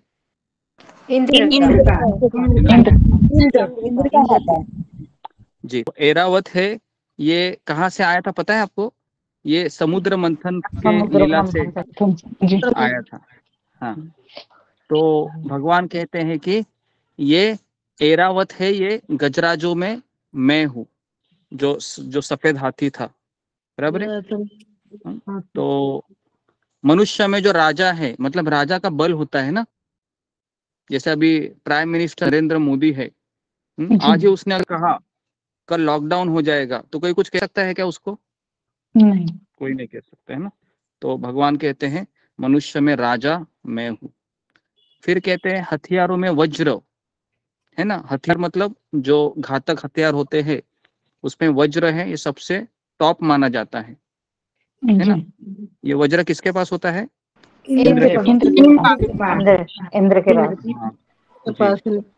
तो भगवान कहते हैं कि ये वज्र में जो शक्ति है वो कहाँ से आई है? मुझसे आई है। उसके बाद भगवान कह रहे हैं सृष्टाओं में ब्रह्मा जी क्या करते हैं? ये निर्माण करते हैं। वो निर्माण करने की शक्ति ब्रह्मा जी की खुद की है क्या? नहीं, वो भी कृष्ण से आती है। उसके बाद पशुओं में सिंह रहता है ना, वो सबसे राजा माना जाता है ना सिंह को, पशुओं का। तो भगवान कहते हैं वह भी मेरे से ही आता है। फिर कहते हैं गरुड़, ये पक्षियों का राजा कौन है? राजा गरुड़ है। गरुड़ है जी। तो भगवान कहते हैं कि वह भी मैं हूँ। उसके बाद भगवान कहते हैं नक्षत्रों में चंद्रमा मैं हूँ। चंद्रमा मतलब जो चांद है ना। तो अभी अगर आप चंद्र को देखते हो तो आपको किसकी याद आनी चाहिए? कृष्ण। देवताओं के देवता में इंद्र है, वो मैं हूँ, क्योंकि इंद्र कौन है? देवताओं का राजा। पर्वतों में मेरु पर्वत है। भगवान कहते हैं वो मेरे से ही वो शक्ति आती है जो मेरु पर्वत है। मेरु पर्वत किसका बना हो? मेरु पर्वत सोने का, स्वर्ण का, बर्फ का। मेरु पर्वत कहाँ से बना है? सोने का जी। उसके बाद वृक्षों में अश्वत्थ वृक्ष है। भगवान कहते हैं वो कौन है? अश्वत्थ वृक्ष है। अश्वत्थ मतलब बरगद का वृक्ष। भगवान कहते हैं वो मुझसे ही वो है ना, जो वो वृक्ष का जो आकार है उसमें जो बल है वो मुझसे ही आता है। नेक्स्ट, अभी भगवान ये सब कहते हैं। Next okay. तो ये सारा चीज मैंने अभी अभी बताया आपको। उसके बाद डायरेक्ट 42 ओके, 41 42 ओके। तो अभी यहाँ पर कुछ चीजें बताई गई है। तो इतना सब सुनने के बाद अर्जुन कहता है, कृष्ण कहते मेरी दैवी विभूतियों का अंत नहीं है। मैंने जो कुछ तुमको कहा वह तो एक संकेत मात्र है। संकेत मतलब ट्रेलर। आपको पता है कितने लोग हैं वो भक्ति में आने के पहले थिएटर में फिल्म देखने के लिए गए हैं? सच बताइए अभी कितने लोग हैं गए? हाँ, बहुत लोग गए हैं। हाँ, लगभग सभी लोग गए होंगे। सभी लोग गए होंगे। ओके जी। चलो, मतलब आप ओके फिल्में वगैरह देख कर आए। अच्छा है। अच्छा मैं नहीं गई। गुरुजी पहले देखती थी पहले देखती थी, गुरुजी, अभी नहीं। जी कोई बात नहीं। पहले देखा होगा, कोई बात नहीं। कृष्ण को पता है। मैं एक ही फिल्म देखी हूँ। जी। तो अभी पता है ना, फिल्मों के पहले ट्रेलर दिखाते हैं, है ना, जो 5 मिनट का या 2 मिनट का होता है ना। बता मेरे 3 घंटे का मूवी का ट्रेलर 2 मिनट में 5 मिनट में दिखाता है। तो वैसे ही भगवान कृष्ण ने अभी क्या दिखाया अर्जुन को? ट्रेलर दिखाया है ना, ट्रेलर। तो अभी अर्जुन कहता है ओह मैं और अधिक सुनना चाहता हूँ। कृष्ण कहता है बस करो अर्जुन, सारा ऐश्वर्य, सारा सौंदर्य है ना, सारी सृष्टियां मेरे तेज के अंश मात्र से निकलती है। अंश मतलब क्या है? ब्रह्म ज्योति है ना। जो आपको पता है ना, सूर्य का जो प्रकाश है वो कहाँ से आता है? ये ब्रह्म ज्योति से आता है। और ऐसे कितने सूर्य है पता है ब्रह्मांड में? कितने हैं? एक नहीं है, अनंत कोटि सूर्य है। अनंत कोटि सूर्य है। सोचो, अनंत कोटि चंद्र है, क्योंकि एक ब्रह्मांड में एक सूर्य, एक चंद्र और 33 कोटि देवी देवता, ये सेट रहता है हर एक ब्रह्मांड के लिए। आप सोच सकते हो, ऐसे अनंत कोटि ब्रह्मांड है ना। और कोई कोई ब्रह्मांड तो इतने बड़े हैं, इतने बड़े हैं कि किसी ब्रह्मा जी को कितने सर है? 1000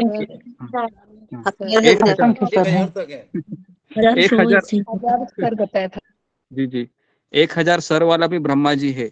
अभी आप बोलोगे क्या गुरु जी कुछ भी बोलते रहते हो, लेकिन मैं नहीं बोल रहा हूँ ये शास्त्र बोल रहा है ना। मैंने एक बार चित्र भी दिखाया था आपको, है ना, उनके ऐसे स्टोरी भी बताई, ब्रह्मा जी। हाँ बताए। जी। तो इसके लिए ये भगवान का ऐश्वर्य है ना। तो अभी यहाँ पर आप देखो, चार्ली चैपलिन की कॉमेडी पता है ना? चार्ली चैपलिन बहुत कॉमेडी करता है ना, बच्चे अभी भी देखते हैं उसको। तो ये कॉमेडी कहाँ से आई है? कृष्ण कॉमेडी। ओके, उसके बाद आइंस्टीन का दिमाग है, बहुत तेज चलता है, किससे आया है? कृष्ण से आया। ओके, फलों की ताजगी, आपने देखा है स्ट्रॉबेरी, चेरी जैसे फल है ना, दिखने में कितना अच्छा दिखते हैं, कहाँ से आया है? कृष्ण से आया है। उसके बाद घोड़े का जो लालित्य है, तेज दौड़ता है, कहाँ से आया है? कृष्ण से आया है ना। तो अभी भगवान कहते हैं कि हे अर्जुन, हे अर्जुन, मैं एक अंश मात्र से ही पूरे है ना ब्रह्मांड को मैंने फैला हुआ है। मेरा एक अंश जो महाविष्णु है ना। महाविष्णु ये भगवान का, भगवान से कौन आते हैं पहले? बलराम जी आते हैं, पता है ना, मैंने बताया था। बलराम जी से 4 लोग आते हैं, संकर्षण, अनिरुद्ध, प्रद्युम्न और वासुदेव, है ना। उसके बाद और एक चतुर्भुज भगवान का रूप आता है ना। द्वितीय संकर्षण से 4 लोग आते हैं, और उनमें से संकर्षण से महाविष्णु आते हैं। और ये महाविष्णु केवल एक अंश है कृष्ण भगवान का, और उससे ये पूरा भौतिक सृष्टि उन्होंने कवर किया है। Okay, next. तो भगवान कहते हैं कि ये ओके, तो इस तरीके से ये हमारा चैप्टर है, ये खत्म हो गया है ना। तो अभी हम शिक्षाएं लेते हैं। बताया संकर्षण, अनिरुद्ध, वासुदेव और प्रद्युम्न जी। प्रद्युम्न, तो यही 4 लोग पता है ना। प्रभु रामचंद्र जब अवतार लिए थे, तो राम लक्ष्मण सीता शत्रुघ्न, राम लक्ष्मण भरत शत्रुघ्न, तो ये 4 लोग वही थे, वासुदेव, संकर्षण, प्रद्युम्न और अनिरुद्ध, है ना। तो ये सब हम भगवान के अवतार के बारे में अभी हम जब हमारा भागवतम शुरू हुआ है ना अभी, तो 3रा अध्याय में अवतार के बारे में ही वर्णन आया है। तब मैं आपको सारे अवतार बताऊंगा कृष्ण के। तो इसलिए जो लोग हैं, अगर सुबह आ सकते हैं तो आने का प्रयास कीजिए, क्योंकि ये भागवतम है। रिकॉर्डिंग तो हो रहा है, लेकिन लाइव सुनना अच्छा रहता है या रिकॉर्डिंग सुनना अच्छा रहता है? क्या लगता है आपको? दोनों लाइव सुनने का अलग अनुभव रहता है और रिकॉर्डिंग सुनने का अलग अनुभव रहता है। तो आप सुबह ज्वाइन कीजिए भागवतम क्लास के लिए। तो आज ही हमने पहला अध्याय शुरू किया है, तो 19 अध्याय होंगे, और आज हमारा 10वां अध्याय पूरा हुआ। परसों 11 होगा, कल 11वां, परसों 12वां, ठीक है। तो उसके बाद हम 7 से 12 श्लोक अध्याय के ऊपर एग्जाम लेने के लिए क्वेश्चन देंगे। और फिर कितने लोगों को लगता है कि 12 अध्याय के बाद एक दिन हमको एग्जाम के लिए छुट्टी देना चाहिए, या आपको थोड़ा सा गैप देना चाहिए, फिर हम अगले दिन हम करेंगे? तो अगर ऐसा है तो हम एक दिन का गैप लेंगे, लेकिन उस दिन अध्याय तो शुरू होगा हमारा 13वां, लेकिन आपका एग्जाम है वो अगले दिन हम रखेंगे, ठीक है। तो धन्यवाद। तो इस तरीके से फिर हम आप लोग हैं, मैक्सिमम लोग पार्टिसिपेट कीजिए। पिछले समय में 60 लोगों ने एग्जाम दिया था, और 60 के 60 लोग हम पास हो गए हैं। कुछ लोग बॉर्डर पे पास हुए हैं, कुछ लोगों को अच्छे मार्क्स मिले हैं, कुछ लोग है बहुत अच्छा पेपर एग्जाम लिखे हैं, है ना। लेकिन सबसे ज्यादा क्या जरूरी है, एग्जाम के मार्क्स देख के बाद हमें विनम्रता आनी चाहिए, बराबर है। अगर विनम्रता नहीं आती है तो हम फेल हो गए या पास हो गए, फेल हो गए, फेल हो गए गुरुजी। फेल हो गए ना। तो इसके लिए हमें मार्क्स देखने के बाद विनम्रता आनी चाहिए, ठीक है। तो अभी हमने 10वें अध्याय में हमने क्या क्या देखा। तो पहला हमने देखा कि भगवान कहते हैं कि देवी देवता और साधु संत मुझे समझ सकते हैं क्या, महर्षि नहीं समझ सकते, है ना। फिर हमने कौन सा उदाहरण लिया था कि पिताजी के जूते का, है ना, दादाजी के चश्मे का, दादाजी की घड़ी का, है ना। तो इन उदाहरण से हमने क्या देखा कि इनको देखकर हमें किसकी याद आती है, उस व्यक्ति की याद आती है ना। तो उसी प्रकार से हम जब भगवान की विभूति को देखते हैं तो हमें किसकी याद आनी चाहिए, भगवान की, भगवान की याद आती है ना, बराबर है जी।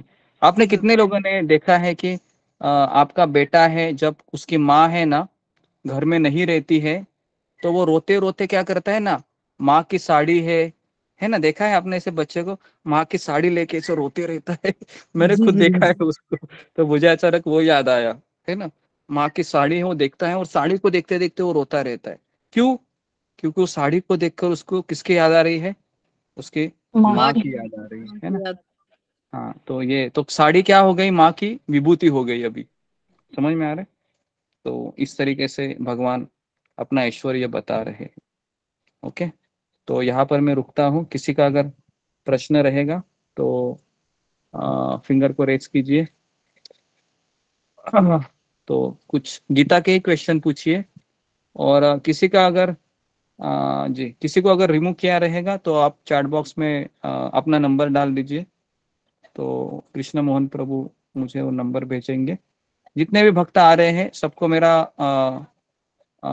अनुरोध है कि वो अपना रिपोर्ट है वो ग्रुप में डालते रहिए, ताकि आपके बारे में पता चले कि आप सेशन में आ रहे हैं या नहीं आ रहे हैं, है ना, इस तरीके से। ओके जी, तो कैलाश प्रभु।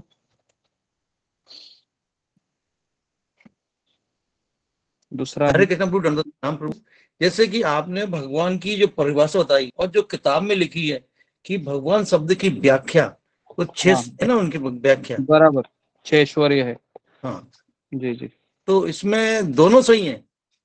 हाँ दोनों सही है। एक होता है फिलोसॉफिकल स्पेकुलेशन, मतलब भगवान के शास्त्र के आधार पर वह तर्क करते हैं, उसमें प्रिंसिपल वही रहता है, लेकिन जिस तरीके से अभी यहाँ पर लिखा हो गया है, जिसको भगवान ने जन्म नहीं दिया है ना, या उसका कोई स्रोत नहीं है, वही भगवान है। तो ये सही है ना, क्योंकि ब्रह्मा जी का कौन स्रोत है, ब्रह्मा जी के स्रोत विष्णु है।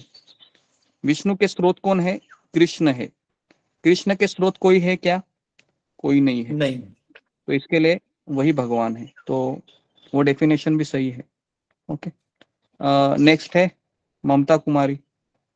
हरे कृष्णा गुरुजी, पंचांग प्रणाम। गुरुजी, पता नहीं मुझे बोलना चाहिए कि नहीं, मेरा एक रिक्वेस्ट है कि जब ये अभी गीता क्लास जो अभी 18 अध्याय जब कंप्लीट हो जाता है तो क्या भागवतम का क्लास दोपहर में कर सकते हैं क्या, ये पूरा होने के बाद? दोपहर का क्लास नहीं हो सकता है, कई लोगों ने रिक्वेस्ट तो की थी, लेकिन अभी भगवत गीता हमारा और एक वर्जन है। जैसे मैंने कहा था कि गीता मुझे 5 से 6 10 तरीके से मुझे पढ़ाना है ना। तो ये पहला तरीका मैं अपना रहा हूँ। दूसरा तरीका हम वापस शुरू करेंगे 18 अध्याय, तीसरा 18 अध्याय, या फिर उपदेशामृत हम शुरू करने का सोच रहे हैं। तो भागवतम अभी मैंने सुबह ही शुरू किया है ना। तो मुझे पता नहीं अगर होता है तो, लेकिन भागवतम काफी बड़ा है तो उसको वापस शुरू करना बहुत मुश्किल है, क्योंकि गीता है छोटा है, इसके लिए हम बार बार शुरू कर रहे हैं। नहीं, मैं क्या बोल रही थी गुरुजी, ये अभी 18 अध्याय जो कंप्लीट हो जाता है इसके बाद वो सुबह का दोपहर में शिफ्ट कर देते हैं। वैसे बहुत भक्त लोग सुबह में नहीं भी आते हैं ना, बहुत कम लोग रहते हैं, इसके लिए मैं बोल रही थी। हरे कृष्णा। देखेंगे उसको तो फिलहाल जी। तो ओके, नेक्स्ट है हाँ, प्रीति पांडे। जी पंचम प्रणाम। प्रभु जी मेरा रिक्वेस्ट है कि जो एग्जाम होता है गीता का वो संडे को लेते तो सुविधा होता। नहीं, ऐसा नहीं है, क्योंकि संडे के दिन क्या होता है हमारा, मुझे कुछ समय नहीं होता है ना। और संडे के दिन में क्या होता है, हमेशा कुछ ना कुछ आ जाता है, हमारा लिंक टूट जाता है ना। तो इसके लिए हम जितने भी लोग तैयार रहेंगे, है ना, तो हम एग्जाम लेंगे, है ना। संडे के दिन एग्जाम रखने से, संडे के दिन भी एग्जाम रख सकते हैं। कितने लोगों का संडे ऐसा का दिन विचार भी है? रखने से गुरुजी हम लोग को भी दे पाते हैं, नहीं गुरुजी, सर्विस करने वाले लोग भी दे पाते हैं संडे गुरुजी। का दिन नहीं रखा है। ठीक है, हो पाता है। कितने लोगों का ये, क्योंकि कई लोगों का है, कितने लोग चाहते हैं कि संडे के दिन एग्जाम हो, फिंगर को रेज कीजिए, फिर हम थोड़ा सा कैलकुलेशन करके फिर बताते हैं। और कितने लोग पहले कितने लोग चाहते हैं कि संडे के दिन, ओके ज्यादा लोग नहीं है। और कितने लोग चाहते हैं कि डेली कौन से भी दिन पे हो सकता है ना, सैटरडे या मंडे टू सैटरडे जैसा अभी हो रहा है ना। तो उसमें कई लोग हैं, है ना। तो मुझे लगता है कि यही पैटर्न अच्छा है, क्योंकि लेडीज रहती है, उनको संडे के दिन बहुत काम होता है बराबर है, या उनका पति रहता है घर में, तो जी उनके गुरुजी लिए जी। असुविधा होती। तो इसके लिए तो इसके लिए, लेकिन अगर कोई वर्किंग लोग है, अगर वो एग्जाम देना चाहते हैं, है ना, तो हम उनके सर्विस लिए वाले के उसी लिए दिन, नहीं हम क्या करेंगे ना, जो लोग वर्किंग लोग हैं उनके लिए हम उसी दिन रात को हम, है ना, 7 से 8 बजे हम 1 घंटा उनके लिए हम एग्जाम रखेंगे। लेकिन एग्जाम के क्वेश्चन रहेंगे वो अलग रहेंगे, ठीक है, वो नहीं रहेंगे जो दोपहर में थे। तो ये उतना मैं कर जी सकता हूँ, गुरुजी। ठीक है, जी ताकि गुरुजी। जो लोग जी गुरुजी, बहुत जो लोग धन्यवाद जो, गुरुजी। है ना, तो उसके लिए फिर आप शाम को उस दिन 7 से 8 बजे में 1 घंटा एक्स्ट्रा आपके लिए रखूंगा, उसमें आप लोग हिस्सा ले सकते हैं। लेकिन कोई भी व्यक्ति है 7 से 8 में वही लोग रहेंगे जो वर्किंग है ना। जो वर्किंग नहीं है उनको हम अलाउ नहीं करेंगे शाम को, उनको दोपहर में ही देना है। ओके जी, ओके। तो ये एग्जाम का सॉल्व हो गया आपको, ताकि आपको भी सर्टिफिकेट मिले सबको। नेक्स्ट है, हाँ जी, फिंगर को अभी रेज कीजिए जरा जिनका क्वेश्चन है। ओके, ऋतुपर्णा श्यामल, हाँ। हरे कृष्ण प्रभु, दंडवत प्रणाम। मेरा एक क्वेश्चन है, मेरी मम्मी को हिंदी बोलना नहीं आता, लिखना नहीं आता, तो मेरी मम्मी बोल रहा है जो आपको बंगाली में लिखकर भेज सकता है। हाँ, बंगाली में लिखकर भी भेज सकते हैं एग्जाम। तो मेरे यहाँ पर बंगाली भक्त है, उनको दिखाऊंगा मैं उन्होंने क्या लिखा है वो, ठीक है। मेरी मम्मी अभी भी नई है। हाँ, तो नहीं है तो एग्जाम देने की जरूरत नहीं है। अगर उनको लगता है कि मैं दे सकती हूँ तभी दे दीजिए, ठीक है, क्योंकि आपकी मम्मी को आके केवल 1 ही दिन हुआ है। ठीक है ठीक है ओके, ठीक है। Next, okay, Priyanka Sehgal. गुरुजी में हाँ, उसके बाद ऋतुपूर्णा तुम बोलो। हाँ, तुम्हारा माइक बंद है प्रियंका हरे कृष्णा गुरुजी, पंचांग प्रणाम। जी, बोलिए। गुरुजी मेरा प्रश्न यही था कि जैसे आप भागवत वाली जो आपने क्लास शुरू करी है आज, उसमें जैसे बोलने का टर्न होता है, नेक्स्ट डे मतलब प्रीवियस डे का बोलने का टर्न होता है ना, तो मेरा फर्स्ट सैटरडे या सेकंड सैटरडे में अरेंज करवा सकते हैं? वो बाद में हम ये करेंगे। अभी गीता के ऊपर ही क्वेश्चन कीजिए, है ना। ये सब चीजें हैं, आप कृष्ण मोहन प्रभु से संपर्क कीजिए, है ना। जो भी टर्न है वो वही देखते हैं, तो है ना, ठीक है, आप उनसे बात कीजिए उसके लिए। ओके, गुरुजी ऋतुपूर्णा। वो जो बच्चों का आपने सेशन स्टार्ट करा है वो स्टार्ट हो गया कल से या हाँ, आज हो से गया स्टार्ट है, होगा? नहीं वो हो गया। कितने लोगों ने पता चला है ना कि हमने कल, हमारी माता जी ने वो ये लिया था, कल क्लास लिया था। कितने लोग, मुझे लगता है 10-12-15 लोग थे, है ना। गुरुजी उसमें काफी कितनी लोग एज वाले बच्चे? गुरुजी 20-25 लोग थे मेरे। हाँ, 20-25 लोग थे उसमें, बच्चे थे। गुरुजी उसमें अरे कितनी एज टाइम तक क्या के है बच्चे हैं? बच्चों का टाइमिंग क्या है? 6 से 7 बजे का टाइमिंग रखा था, और उसमें मुझे लगता है कि ऐसे बच्चे चाहिए जो इंग्लिश पढ़ सकते हैं कम से कम, क्योंकि इंग्लिश का उनको पढ़ाई में हम एंगेज करते हैं वो, ठीक है।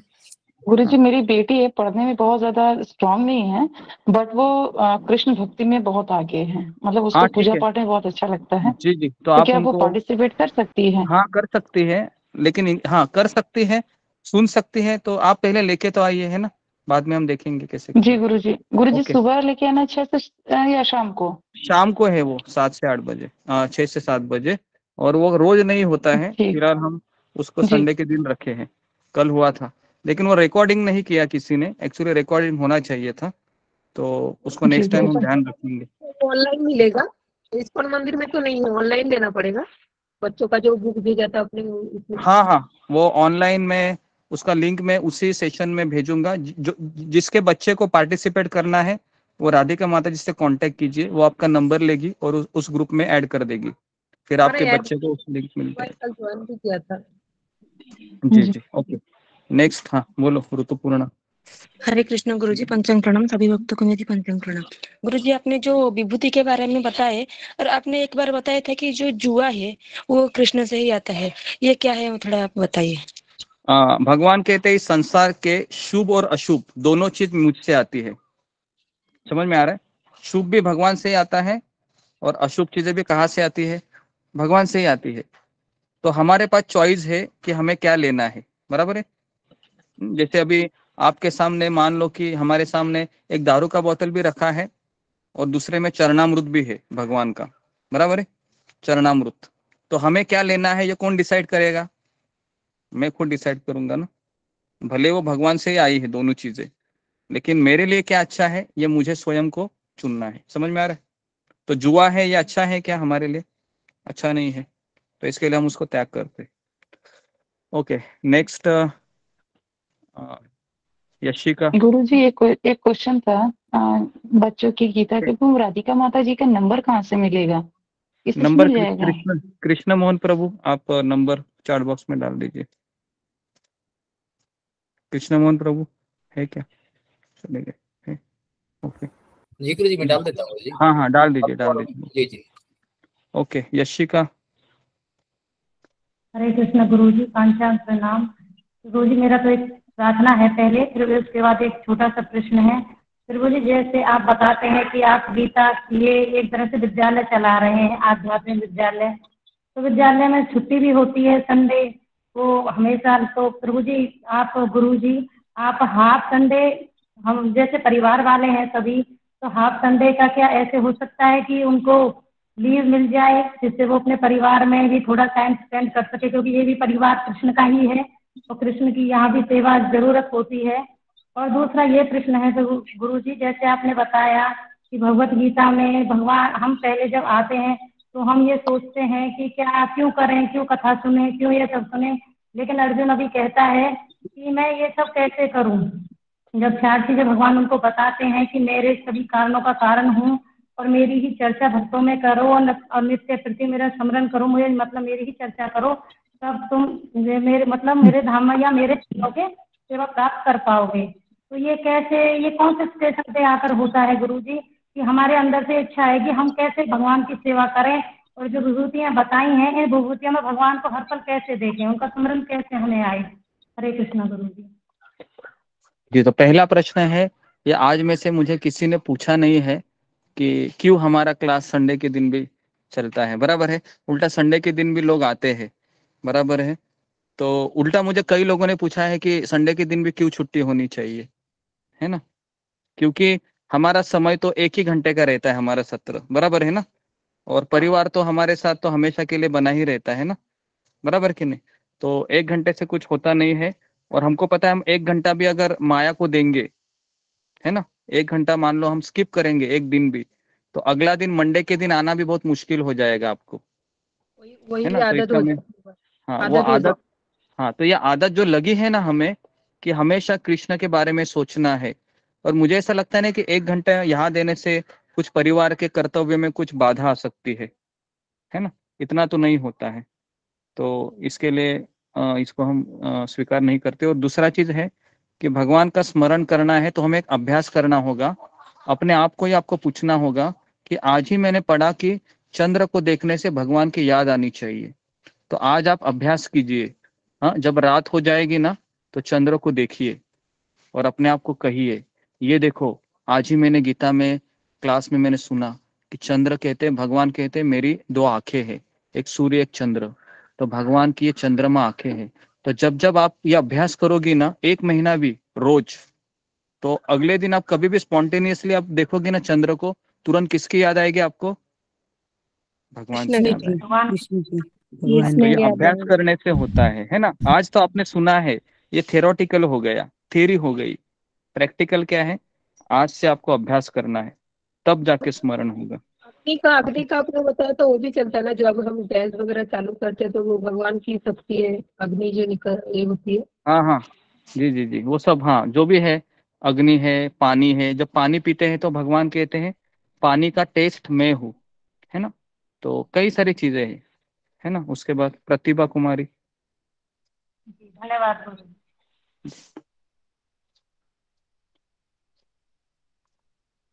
ओके, उसके बाद सीमा जायसवाल।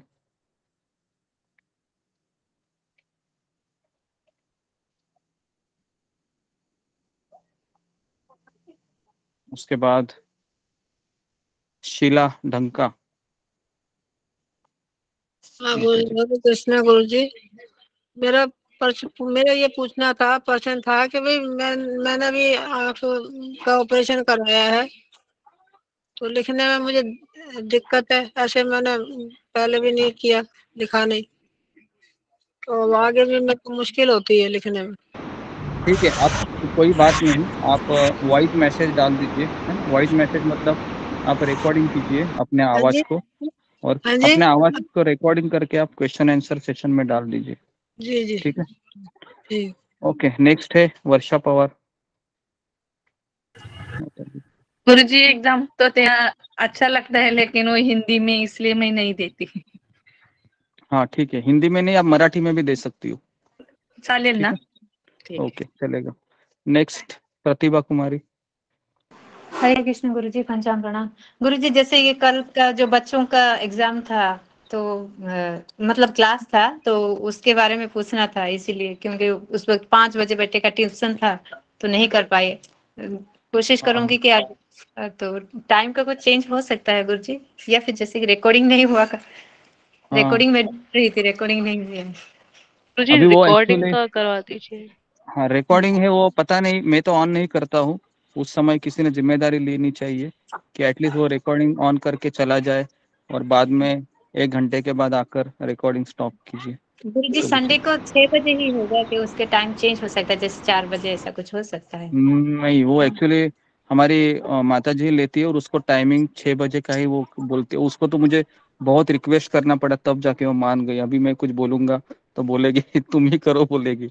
तो उसके लिए मैं उसके टाइमिंग पे नहीं आना चाहता हूँ, क्योंकि उसको जिम्मेदारी मैंने कैसे तो कन्विंस किया है एटलीस्ट 1 दिन ना, तो इसके लिए वो वही टाइमिंग उसको ठीक लग रहा है, 6 से 7। और मेरा खुद का टूर होता है, मैं खुद 5:30 बजे में संडे के दिन छूटता हूँ। मेरे पास तो समय ही नहीं है संडे के दिन, और मैं भी 3-3, 4-4 क्लास देके मैं भी थक जाता। तो और बच्चों को पढ़ाना, ये मुझे तो उसमें बिल्कुल इंटरेस्ट नहीं है। तो मेरी वो लेडीज का ही काम है, बराबर ना, बच्चों को पढ़ाना, छोटे बच्चों को। तो उसके लिए वो पढ़ेगी उस समय। ठीक है गुरुजी, मैं कोशिश करूंगी। ओके, तो मैं यहाँ पर रुकता हूँ। बहुत धन्यवाद आप सबका। हरे कृष्णा हरे कृष्णा। हरे कृष्णा।